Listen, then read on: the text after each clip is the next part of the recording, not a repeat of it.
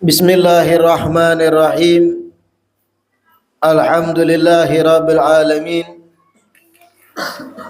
Wassalatu wassalam ala sayyidil mursalin wa imamil muttaqin sayyidina wa maulana Muhammadin wa ala alihi wa sahbihi ajmain.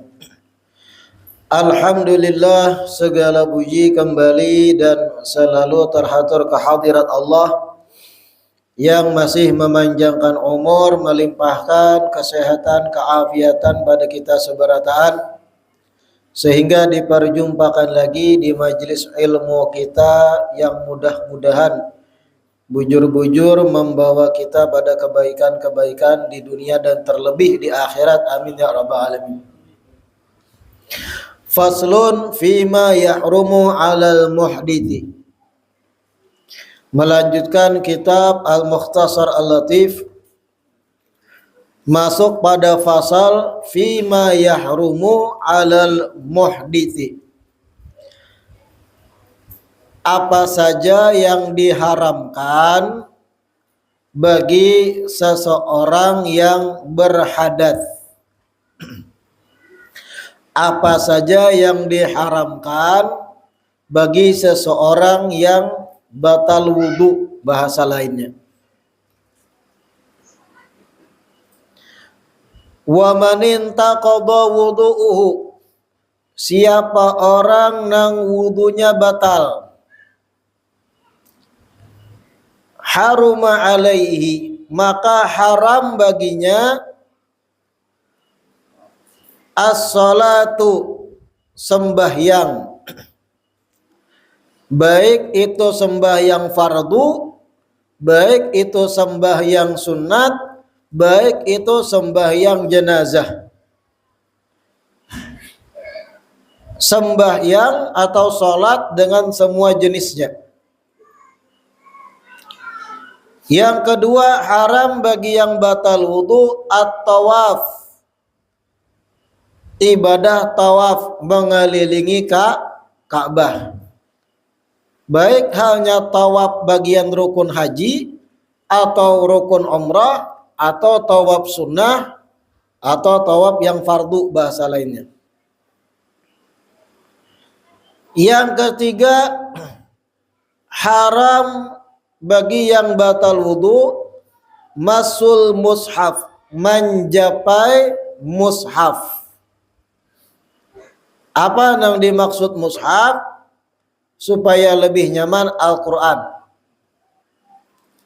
Menjapailah pian kada bawuduan, Al-Qurannya beandak di meja misal. Sekadar menjapai aja haram, kada bawuduan. Yang keempat, haram bagi yang batal wudu hamluhu, membawa mushaf atau membawa Al-Quran. Bisalah seseorang itu membawa Quran tapi kadang menjapai. Bisa kada? Bisa. Al-Qurannya ibarat diandak di kain. Kemudian buncuk-buncuk kain nang 4 buting, pian satu akan, lalu pian angkat buncuan yang nang 4, tak angkat juga Al-Qurannya, haram tetap. Kalau niatnya membawa Al-Quran. Menjapai jangan dibahas lagi dah, itu nang ketiga yang diharamkan. Membawanya pun haram. Kalau membawanya sambil menjapai, keduanya kena. Menjapainya haram, membawanya pun haram. Ini bagi yang batal wudu. Bagaimana seandainya Al-Quran tak gugur ke bawah, kemudian pian batal wudu dan kadada orang lain yang lagi berwudu sekitar pian. Asalnya Quran dirak nih, gugur, tampur angin kah atau patah karaknya, pian kada berwudu, kadada orang lain sekitar pian. Apakah pian harus kintil-kintil ke pauduan dulu berwudu hanya mangkat? Apabila ternyata Al-Quran tersebut kalau kada segera diangkat, itu bisa dikatakan penghinaan bagi Al-Quran karena gugur tak lantai, langsung angkat, langsung andak kada berdosa pian. Karena itu situasi darurat. Atau Al-Quran tergugur di jalanan, di aspal. Ada kekanakan berkendaraan di belakang mengikuti Quran, tergugur di aspal. Aku kada baudu jepian. Alasan, ambil Quran tuh, jangan tercecer, ihana. Itu kayak penghinaan, ambil, angkat langsung, amankan ke tempat nang muhtaram, nang terhormat. Hanya kena bahasa baudu. Itu darurat. Walauhil maktubi lidirasati. Ini masih gambaran yang keempat. Haram juga membawa lauh. Lauh itu papan. Bahar itu ada papan gana. Yang biasanya papan itu nang ditulisi kena dihapus. Bubuhan nang belajaran. Wah ini kan jarang ada papan, ada buku. Wah ini Mbah Hari itu ngalih mencari buku dicetak, sehingga pakai lauh, semacam papan kena ditulis, kena dihapus, dibawa oleh kekanakan mengajian. Apabila di lauh, di papan tadi dituliskan di situ ayat-ayat Al-Quran, haram juga dibawa bagi yang kada baudu. Al-maktub lidirasati, nang ditulis di dalamnya ayat Quran untuk dielajarakan. Haram diangkat bagi yang batal wudu.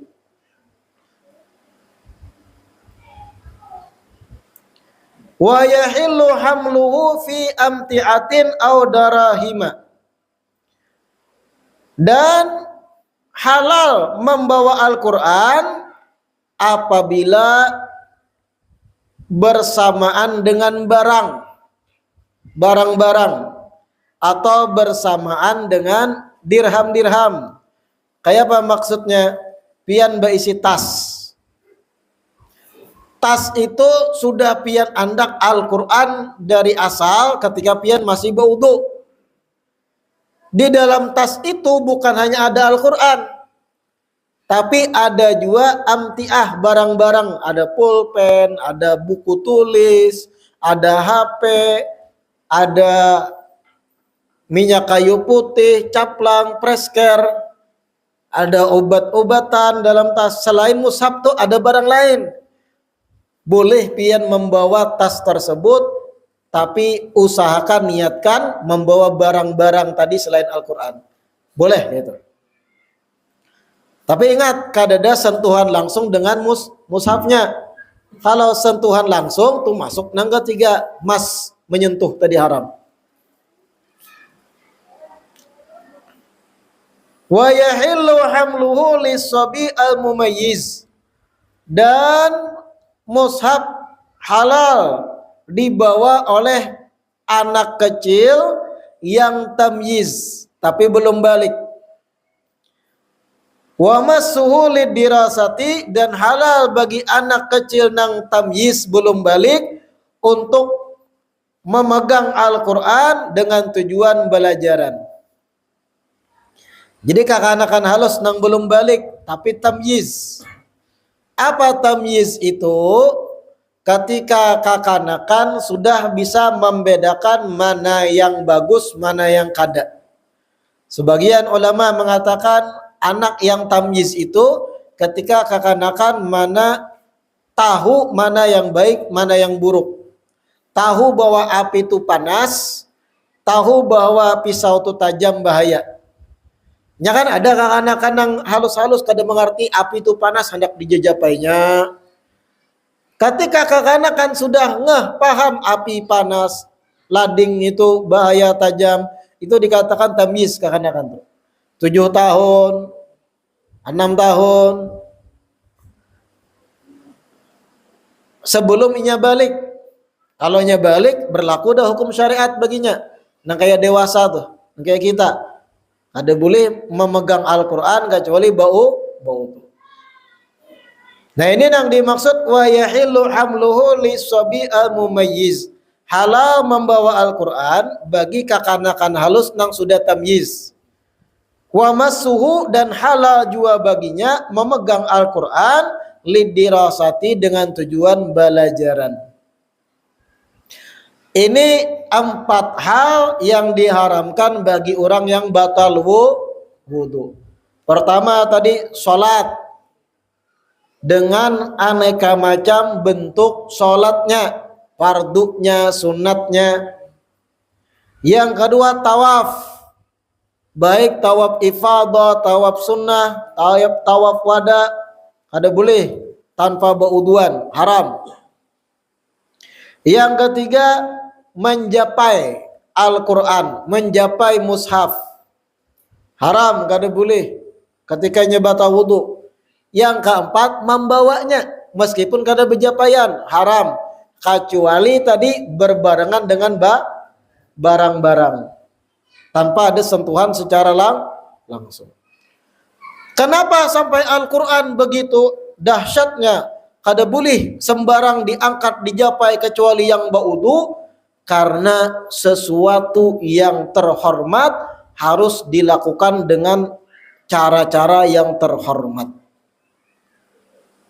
Ketika mana Al-Quran kada boleh dijapai dan diangkat bagi orang yang batal wudu, harus inya mengangkat hadat kecil dulu, menunjukkan bahwa Al-Quran itu terhormat, mu'azzam, harus diagungkan. Kada usah jauh-jauh bicara Al-Quran, pian berisi barang-barang yang berharga, larang benar. Terkadang pian kada hendak bebarang menjapai, basuh tangan dulu, karena lecet ya pian. Iyalah, barang nang pian sayangi benar, mahal, larang, kita memperlakukannya dengan hati-hati kada? Takutan tak gugur, takutan tak kipai hilang, basuh tangan dulu bersabun, kadang hanya diikuti. Barang nang bernilai itu barang duniawi. Ini Al-Quran yang isinya ada tulisan-tulisan firman-firman pencipta alam semesta.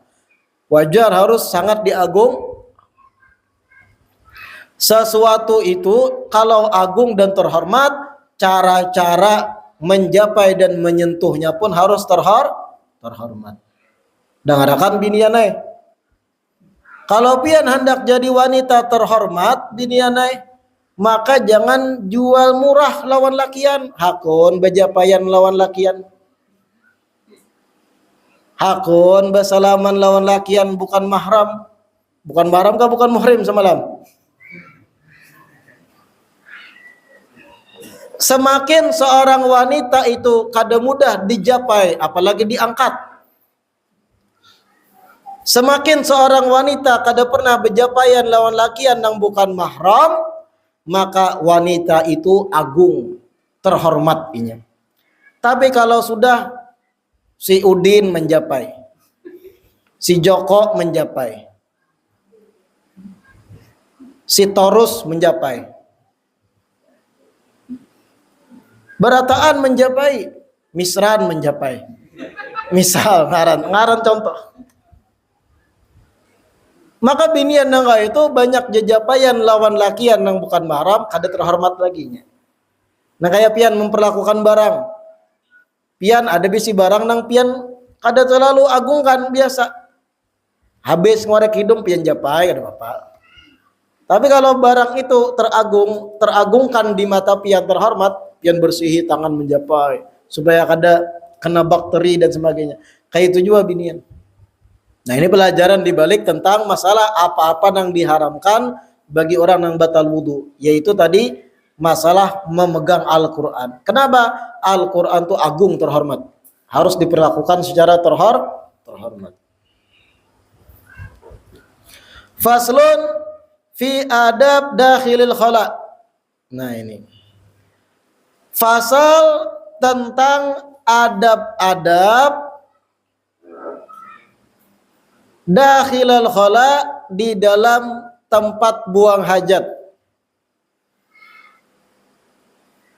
Ini berbicara tentang adab-adab buang air kecil dan buang air besar. Kenapa penting dibahas? Karena Nabi itu melajari kita adab-adab ini. Nabi itu menyunahkan banyak hal di dalam qada hajat, buang air besar, buang air kecil.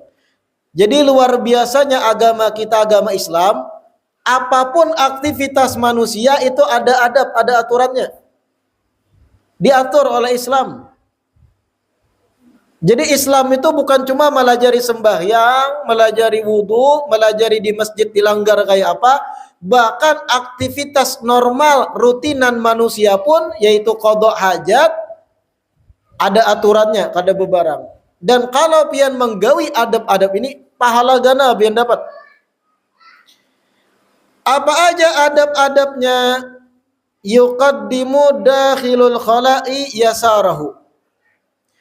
Orang yang hendak masuk ke dalam WC, maka hendaknya mendahulukan batis kirinya. Nah ini penting nih. Jangan beberamang, masuk WC itu asa kanan terus. Ini adab yang penting. Biasakan masuk WC batis kiri. Kanan itu anggota tubuh yang terhormat. Hal-hal yang baik, yang bagus, gunakan batis kanan.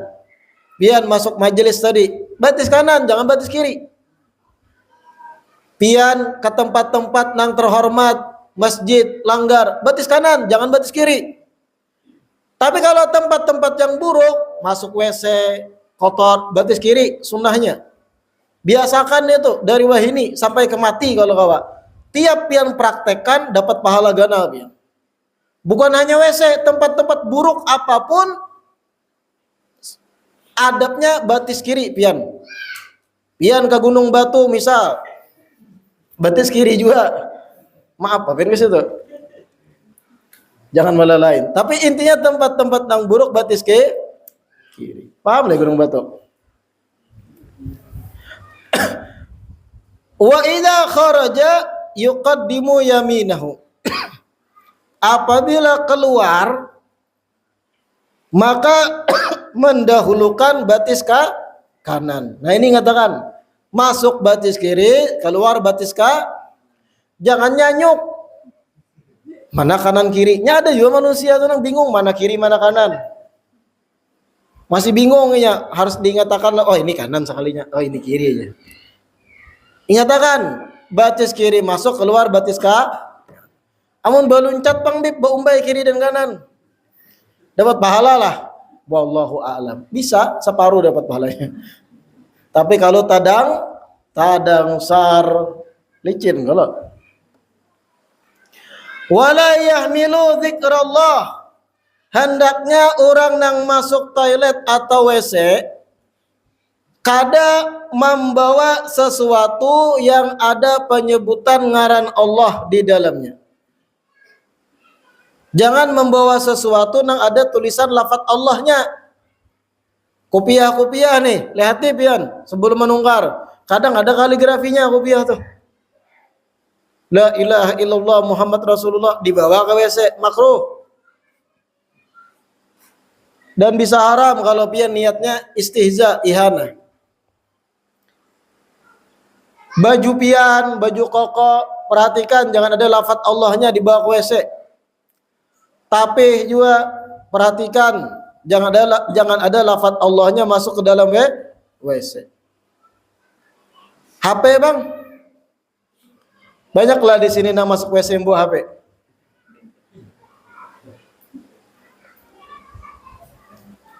Masuk ke WC betakain aja bawa HP. Scrolling, ada nggak sambil berukuk? Ada lah di sini yang betakain sambil berukuk. Banyak. Jangan pakai rambut. Apalagi abah-abah nih. Abah-abah itu waktu santainya, uyuh maharagu anak menjagai anak, ganti shift lawan nang bini menjaga anak, inya memanfaatkan waktu ke WC. Kisah lawas di WC, padahal supaya kada menjaga anak. Nah, jam budak HP beroko. Ujar mamanya lawasnya, ini belum keluar nah. Sekali scrolling TikTok dan yang lain, pas lagi scroll keluar ceramah ulun misal. Qala Rasulullah jalun. Makruh hati-hati. Membuka reels, teks, scrolling, pas muncul ceramah Habib, ceramah Kiai, hati-hati,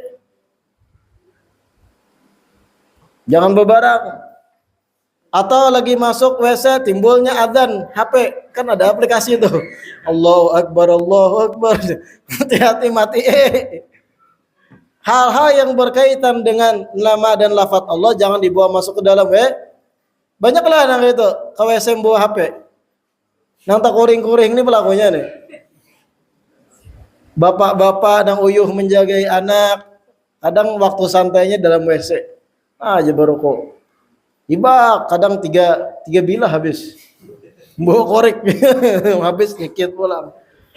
Jangan dibiasakan kalau wawasan ke WC lah. Loko baburut. Kalau wawasan betakai. Wala yahmilu dzikrallah.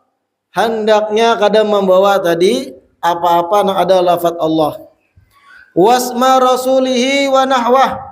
Dan hendaknya jangan membawa ada nama Rasulullah, nama Nabi Muhammad, asma, sifat-sifat Nabi Muhammad, jangan dibawa ke dalam WC yang berbentuk tulisan dan semacamnya. Wa nahwa, dan contoh-contoh lainnya, hal-hal yang muhtaram, dihormati dalam agama. Kitab-kitab agama jangan dibawa dalam WC. Kalau pang hendak mutolaah ulun bipajar dalam WC, kadang kayak itu caranya. Jangan dibawa kitab dalam WC. Memang ada dalam kitab Qimatuz Zaman Indal Ulama. Ulama bahari ada yang saking memanfaatkan waktu supaya kada terbuang, bahkan ketika masuk WC mutolaah. Tapi bagaimana caranya disebut? Bukan sidin membawa kitab. Orang yang di luar membaca kitab nyaring-nyaring. Lalu sidin dalam WC sambil mendengar, lalu dapat ilmu yang dibacakan di kitab. Saking memanfaatkan waktu supaya kada terbuang dalam hal yang sia-sia. Kan betakai kadang lawas tuh. Apalagi yang karas-karas. Kadang sekali jebret. Terbuang waktu bagi ulama bahari. Sehingga disuruhkan ada murid-muridnya membaca nyaring kitab di luar, sidin mendengar. Mengambil faedah dari apa yang dibaca. Ada yang sampai kayak itu loh menjaga waktu tuh. Amun buhan duat menjaga waktu ya 3 bilah habis tadi mah. Jangan malah lain. Wal Quran, begitu pula jangan membawa Al-Quran atau ayat-ayat Al-Quran masuk ke dalam WC. Wa yughatti ra'sahu, disunahkan juga dan adab masuk dalam WC agar kita menutup kepala. Bawa penutup kepala, kupiah kah, topi kah, apapun. Sehingga ketika pian masuk WC itu entah bekamih atau buang air besar, kepala sunnah itu ditutup. Atau sediakan kupiah khusus gantung parak lawang WC. Jadi setiap Anda ke WC itu yang dipakai. Jangan kupiah itu dibawa pulang ke pengajian, bawa kena. Khusus gitu. Wa yab'udu, dan adab orang membuang air besar atau membuang air kecil juga, ia bu'ud, menjauh. Artinya jangan berparak dengan manusia yang lagi berkumpul. Nah ini lebih mengarah kepada adab buang air besar atau buang air kecil ketika mengeluarkannya kada di tempat yang dikhususkan. Di tengah hutan misal, atau di tempat di padang pasir, disebut ulama di padang pasir pian melakukan perjalanan, di tengah-tengah perjalanan pian hendak buang air besar, jangan paparak kemah, itu artinya ya bu'ud, jangan dihiga kemah, terganggu kawan, ketahuan kawan, wah bau kijing kawan, imam makan kijing rupanya. Wa yastatir, ketika inya buang air besar atau buang air kecil di luar, bukan di tempat yang dikhususkan, maka adabnya yastatir, menutup diri. Usahakan ada kain, ada apa kayak itu menutupi awak pian ketika buang air besar. Jangan kelihatan orang. Walaupun kada ada orang di situ jar ulama, tetap usahakan menutup diri, jangan sampai kelihatan. Wala yabulu fi ma'in rakidin. Hendaknya jangan bakami di permukaan air nang tergenang, nang terdiam. Nah ini ketika bakami di luar WC, di luar toilet. Jangan bakami di banyu nang tergenang, ada mengalir. Ada lubak-lubak di jalanan, misal hujan deras, tamandak banyu tergenang, di kami hipian no aja pian. Maka mualah huruf pulang aja sampai digarakakan lakian. Ada boleh makruh. Anak nang kayak itu leh. Itu ngarannya mak rakit, banyu nang tergenang. Wa qalilin jar, hendaknya juga kada bakami di banyu yang mengalir tapi halus banyunya.